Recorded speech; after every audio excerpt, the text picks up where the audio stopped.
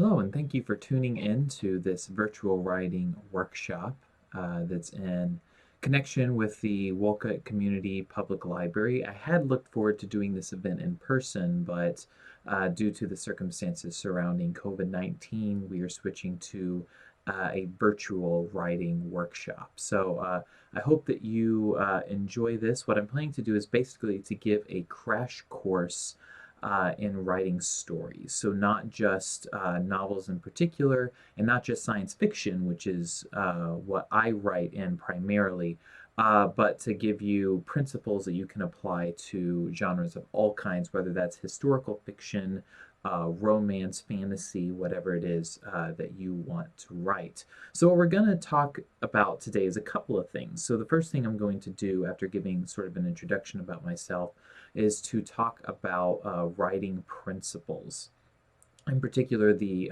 writing story structure and what I think are probably the most overlooked of those principles when you look at beginning and introduction to writing courses. And how you can apply those to your story. And then after we talk about that, then we'll talk about some kind of nuts and bolts of writing in particular, and some habits that you want to be forming as a writer, whether you're doing that just starting out, whether you've been doing that for a few years, some things that you want to kind of establish as your habits and the way that you kind of build your craft moving forward. So that's kind of what we're looking at. But first, you might ask, well, who is this guy to be sitting here talking about writing? So just a few brief things about me. So I'm a novelist, primarily a science fiction writer, based in Lafayette, Indiana. I grew up in southern Indiana, but have lived in the Lafayette area for about 8 years now. And I am the author of 3 science fiction novels, with a fourth one that's on the way this fall. And if you'd like to find out more about my work in particular, I'm on Amazon. You can go to loganjudy.com. I have Facebook, Twitter, and Instagram pages. And I'll have all that information at the end of the presentation if you want to go there as well. And if you're interested in signing up for my newsletter, that's just loganjudy.com/newsletter.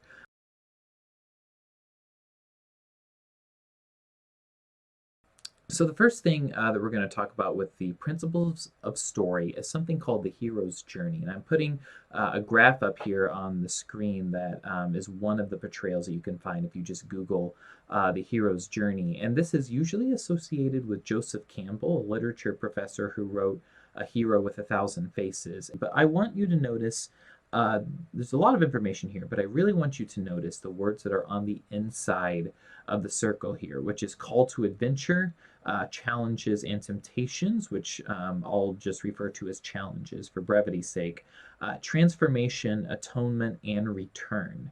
So to state this in what we might call abbreviated form, we could say the instigator, the challenges, the transformation, and the return. So when we take what we call the hero's journey, we shorten it down to those 4 elements instead of the many more that can be seen on that graph.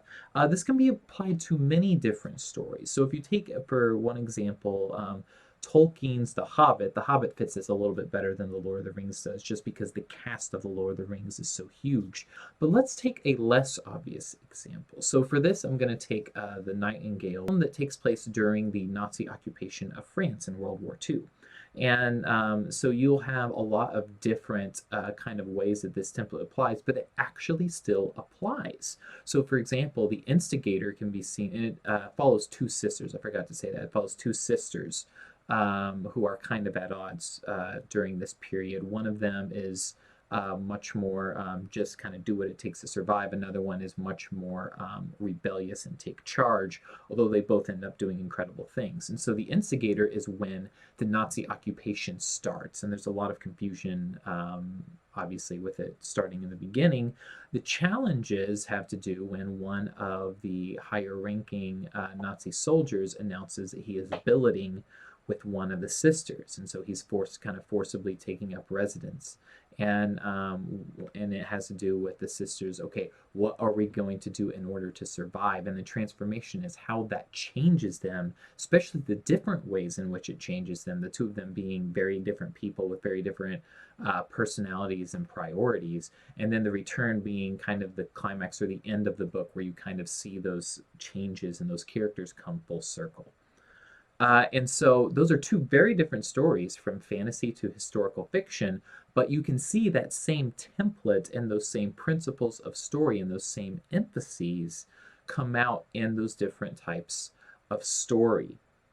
So, with that in mind, that helps us get at, I think, some of the more important elements when it comes to story structure. So, when we think about what makes this format work, there are a lot of different aspects or elements of storytelling that we could talk about. We could talk about sentence structure, we could talk about pacing, about different types of narrators, all this kind of stuff.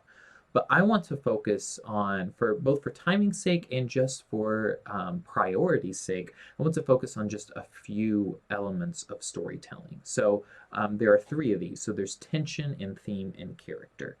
So tension is huge, and in many ways, I think it's the most overlooked of these three things. So if we were to put this in very, very simple terms, things have to go wrong for your characters. Your plot can't always go exactly as planned from point A to point B.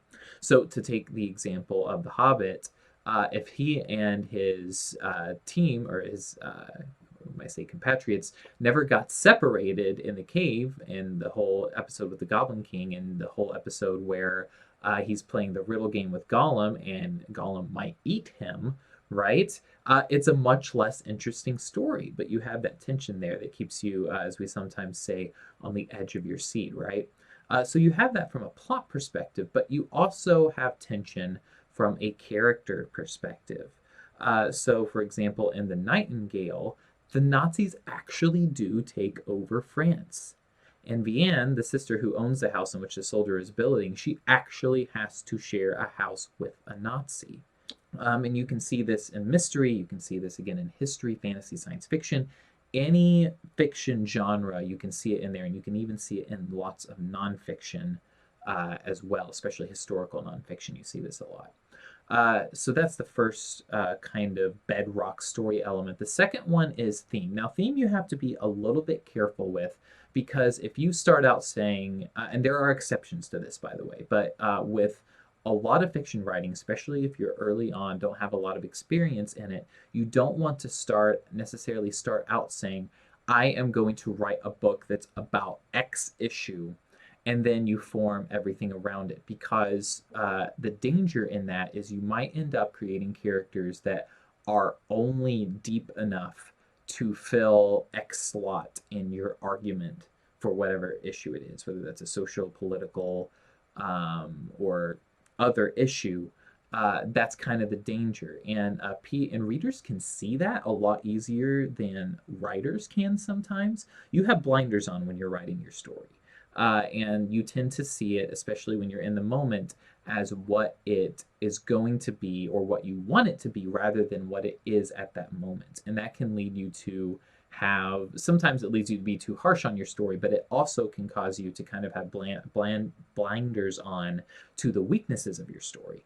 And readers can spot that really quickly when they're like, this character is just a stand-in for this idea that you want to critique. And that can create a thin novel that sounds very preachy to readers, no matter which side of the story or which side of the issue you're on. Even if they agree with you on whatever issue that is, it can come off preachy for that reason. But stories should have a theme to them. So how do you kind of balance those things? Well, one is, again, there are exceptions to that, right? So, for example, if you're writing a historical fiction novel that takes place in the antebellum South, it's kind of obvious what your theme is going to be, and you can draw on that. If you're writing a fantasy or science fiction novel, something where it's going to be less obvious by the setting, what you want to do is to develop the characters and setting first, and then kind of see what themes naturally arise from that.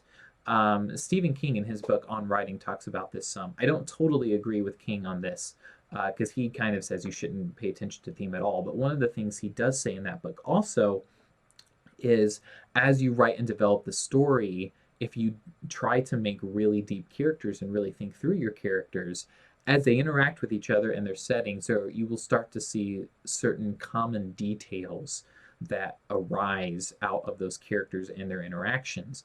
And then as you do subsequent drafts, your second, third, fourth drafts, which you should be doing as you're writing fiction, you can start to pull those out and make them stronger and stronger. And then that helps you to see, okay, here are the things that aren't helpful to the story that I need to cut out. And that makes your story seem much more focused. And that gives it an idea behind it more so than just being a collection of things that happen. So the third thing, I'm running away with myself a little bit of time here, but that's okay. The third thing is character. And I mean, this is something that is not as overlooked as tension and as theme, but the way you think about characters is important. So the thing you want to really focus in on with characters is not necessarily things like a 10-page backstory character sheet, or even really in many cases physical descriptions, but you want to think about who they are in terms of what they want, why they want it, and what is in their way. This is especially important for genres that do follow these sort of hero's journey line more strictly. But to go back to the Nightingale example, this is there too, because the reason that the two sisters, Vianne and Isabel, are so at odds is because they want different things. They both oppose the Nazis, right? They both think that those are just terribly evil, but they want totally different things. Vianne just wants to be safe. Isabel wants to how do I say this simply? She wants to be part of the revolution, right? She wants to be a fighter, and Vianne just wants safety. And that one of the things that's really well written about the book is neither of those is presented as this character wants the right thing and this character wants the wrong thing. They have different motivations, and it's not that any of them are just evil or lazy or even just absolutely irredeemably prideful. They want different things because they're different people.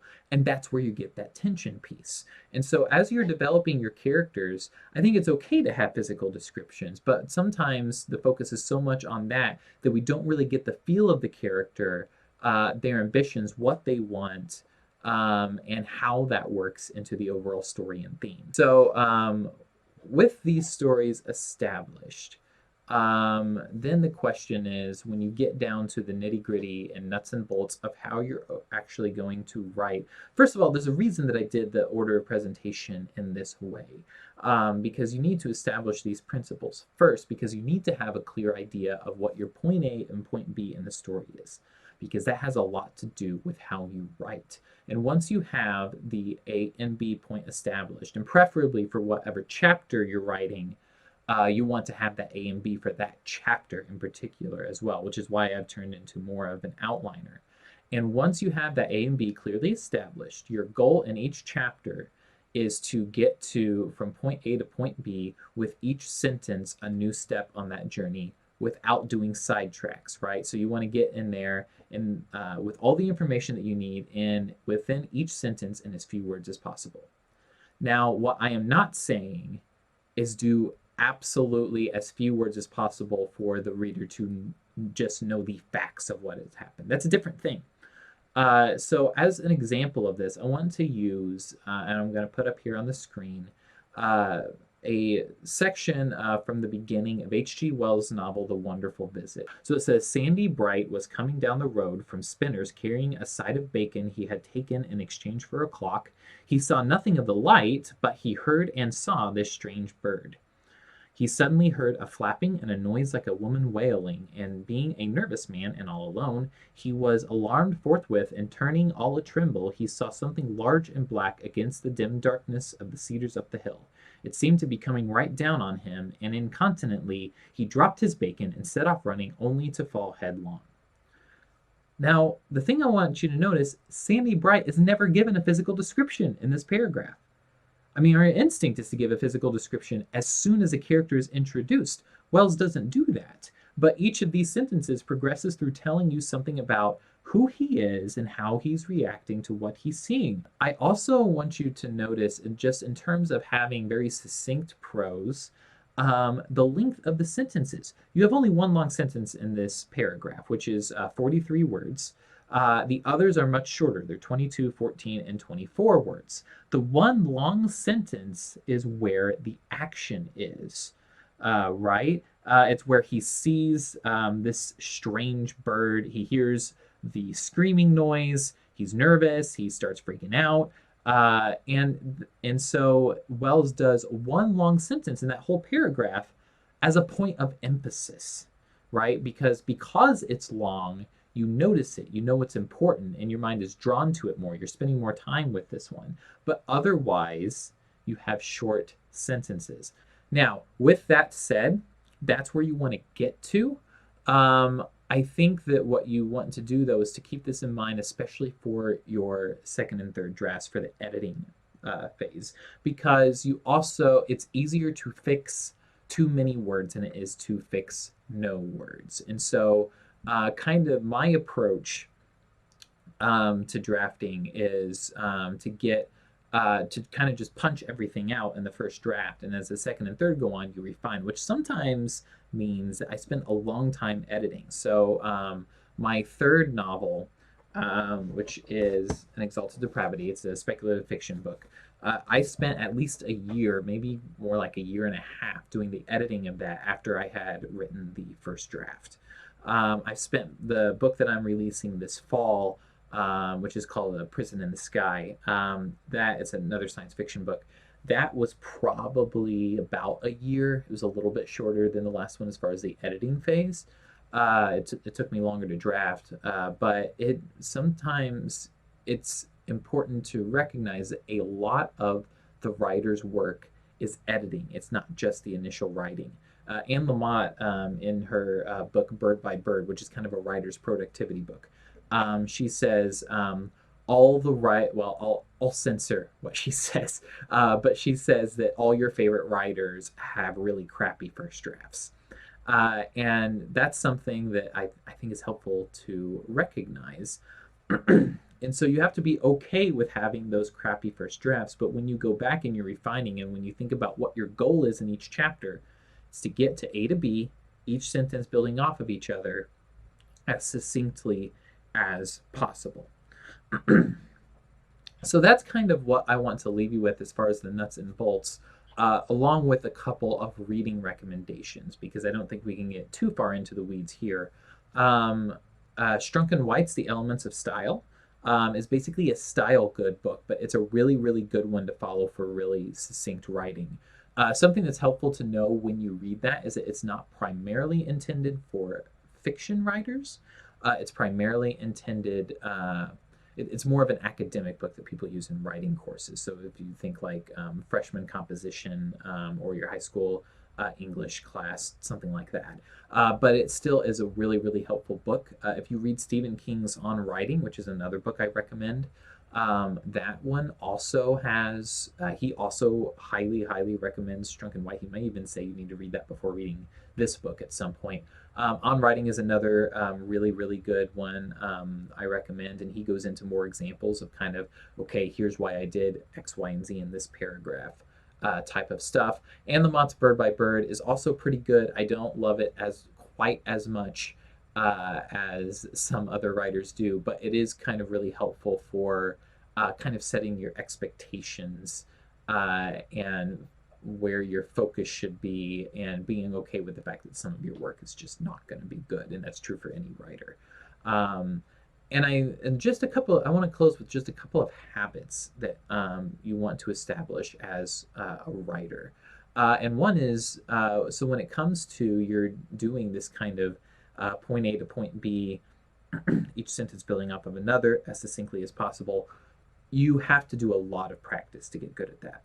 It's like anything else, right? I mean, Olympic athletes don't decide that they're going to jump, that they don't need to practice for the Olympics. I mean, these guys are great, right? Like they've got lots of practice, lots of skill, but they still practice leading up to the Olympics. They're not like, Well, I've got my entry in now, so I'm just gonna sit back and take it easy until then. And writing is the same way. You need to practice it frequently, and it's best just in terms of, kind of getting your brain into that mode. It's best if you do it every day at the same time and place every day, and that kind of gets you into that habit. The second thing you want to do is you want to read, and you want to read a lot. So if I remember correctly, I think Stephen King does about 50 books a year.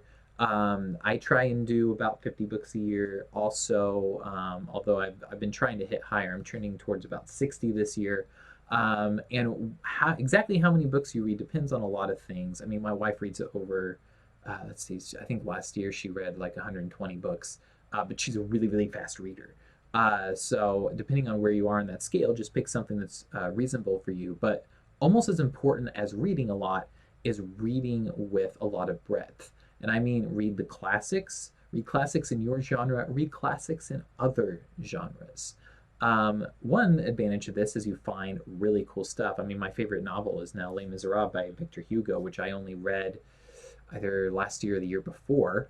So that's one advantage. And another is you get the benefit of different writing styles and to see how different writers do things, which gives you opportunities to create more ideas and to have a better craft as a result.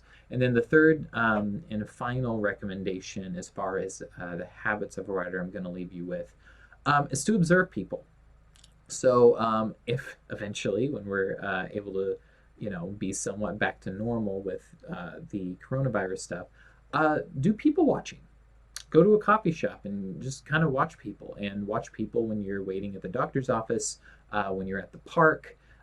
Because if you want to be communicating things that are true to life, even if you're doing what we think of the fantastical or unrealistic genres, right, like science fiction and fantasy and mythology and fairy tales, you still want to be able to communicate something in a way that people identify with, which means observing people. It also, in some cases, means reading nonfiction and journalistic works and following those things, because that helps you give insights into human nature. And that is almost as important as these others. And if you do that part really well, it really kind of sets you above the pack for other writers, because not everybody is going to take the time to do that. So that's pretty much it. So if you want to connect with me, you can shoot me an email at loganrjudy@gmail.com. If you have any questions about the presentation, or even questions about stuff I didn't talk about, perfectly willing to talk about those things. You can also reach me on Facebook at facebook.com/Logan Judy author. And then both my Twitter and Instagram handles are at Logan R. Judy. And again, you can go to my website, loganjudy.com, sign up for my newsletter, and get a free ebook as a result at loganjudy.com/newsletter. So that's it. And I hope that you have enjoyed and benefited from this workshop. And hopefully I'll be reading things from some or all of you at some point. Thanks.